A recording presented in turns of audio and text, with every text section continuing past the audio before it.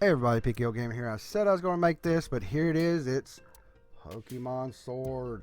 Pokemon Sword review from the PKO Gamer, and it's not a complete review because I guess it's not a review that I complete the game, but my wife and I have been putting a lot of hours into it. We got about 14 each into the game, so we, about 30 hours give or take between each other, and had different experiences. We're halfway through the game at the fourth gym out of 8.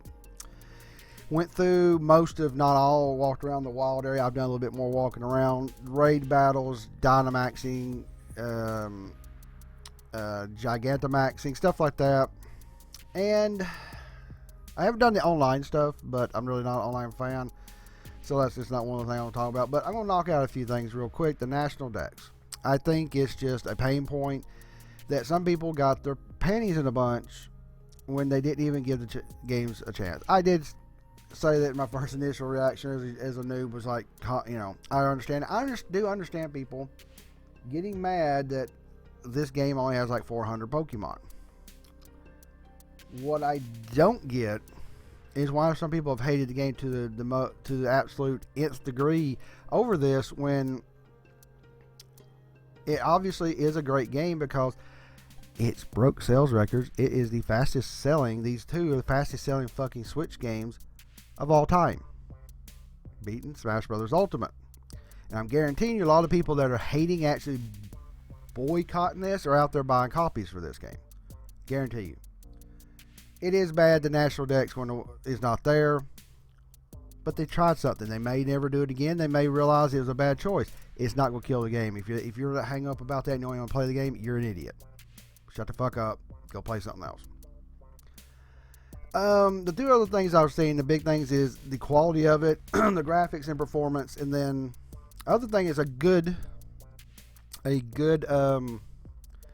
discussion is the easiness or the difficulty. So first off, I watched Dreamcast guy's review, which his review is obviously being overly dramatic.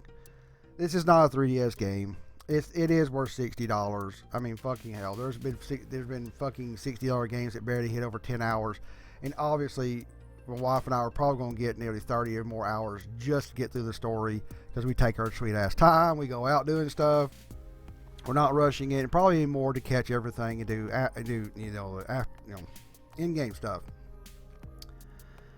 But a lot of people are saying that the game's quality is just a 3DS game, not worth it. And I have to say, you're full of shit. Okay, I've looked at this game on my TV, on my HD TV. I sat back, I've got it pumping through a 1,000-watt surround sound system. It's a beautiful game. It is not perfect, and I'm going to get to some issues, which is why the game's not going to get a 9 out of 10. It's going to be an 8 something. I'm going to give you that. It is a really, really great game. It's not perfect. But saying it's a 3DS game and people point out saying, oh, they reuse this, or reuse animations, or reuse this, and oh my gosh, the polygons they're all exactly the same, and then people showing, no, the polygons are different. Shut the fuck up. Companies have been reusing shit forever. Chun-Li's fireball moves is a reused move of one of her punch moves in Yoga Fire. Capcom did it then. Charizard has a fucking animation move from Brawl on the Wii that's on Ultimate, and it's the highest selling fighting game of all time. It's beating Street Fighter 2. Companies do that. Did good old Game Freak lie about certain things, the national dex and the performance things, what's in there? Sure, they probably did. They're a game company. I'm not kissing their ass, not at all. But this game looks wonderful. I don't understand why people going the bottle like Dreamcast guy. I don't care. I'm not attacking a big YouTuber. I don't give a shit. I'm 42 years old. I give a damn. But these whiny ass bitches, I'm going to say what I think. These models are just about the same thing I've ever seen. How do you want Pikachu to look, dumbass? It looks just like the fucking anime cartoon. We got to that point. Our technology's at the point. It looks like an anime. It's not supposed to look like God of War or Gears of War or fucking bump mapping, real mapping shit. It looks great. Could they have improved it? Yeah.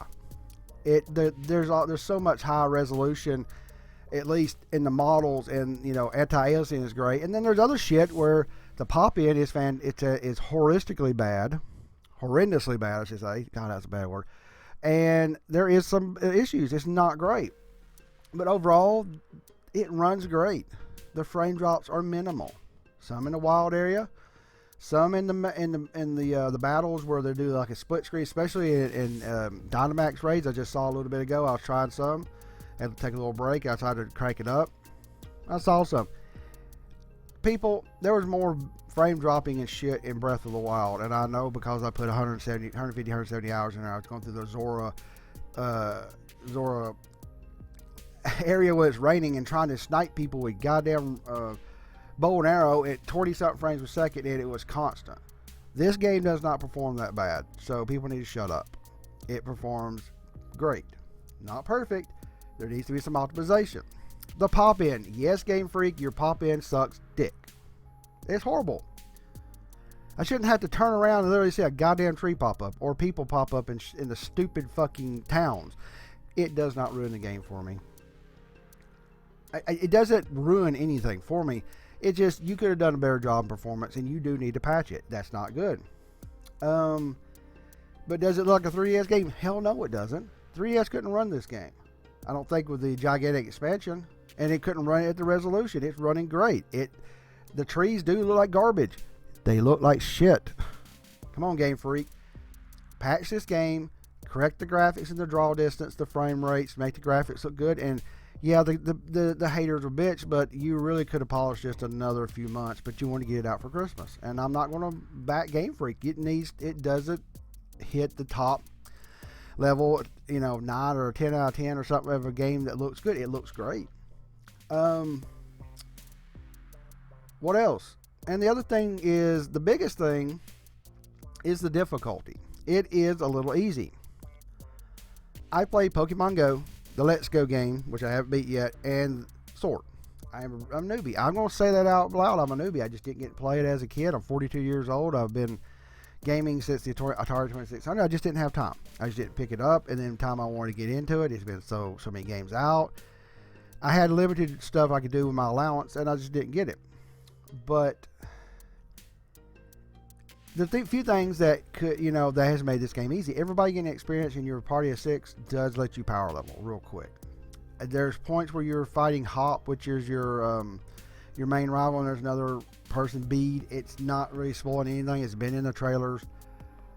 You just are, if you go out and dick around and want to play the game, want to try to catch all the Pokemon as you're going through the non-wild area and the wild area, you're going to level the shit up to where I just watched my wife hit through the 4th gym, the fighting gym on Sword, and she's like 40.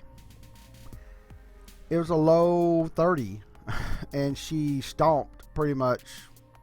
She stomped the damn gym leader. Now, the last two or three, I've lost a couple of them, sometimes 3, but it's just because, I didn't heal them when I should have, but I basically almost one-shot things. And then when you fight, the stuff in the main story, you're kicking its ass. Game Freak, you could have fixed this by simply going, at this point, we're going to make sure it looks at your level and then gives them the Pokemon that gives you a challenge. You could have done that, and you didn't. There's no challenge. You just go in there, smash, boom. You're like, fuck. The main challenge in this game is trying to go out and catch the higher end Pokemon. That's the challenge. Kind of sad. What they could have done for people of the old school, and I have to say, some people like Dreamcast Guy and other bigger YouTubers and other big sites that says, I want it like the old school.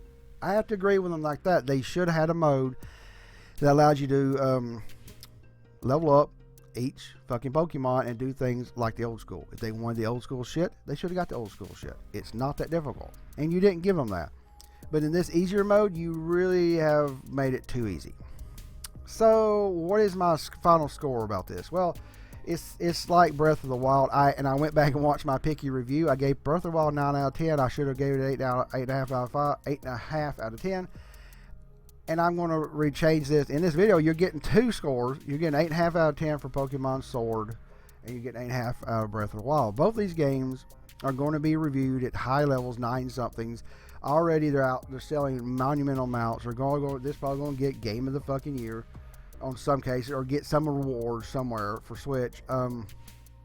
But it's not perfect. The controversy is bullshit because this game is fantastic. It's not perfect. National Dex, I get it. I do understand it's a huge change. I'm playing the game in these damn raid battles, having so much fun. The presentation is amazing. Then you go to the gym battles. The music is just kicking. The sound in this game, the music is bitching. Oh my gosh, it's really good. And then they get to the point where the crowd is like, hey, hey, hey, hey. Then they're going, hey, hey. Then they're chanting because the gym leaders always wait till their last Pokemon, whether they're 2, 3, or 4.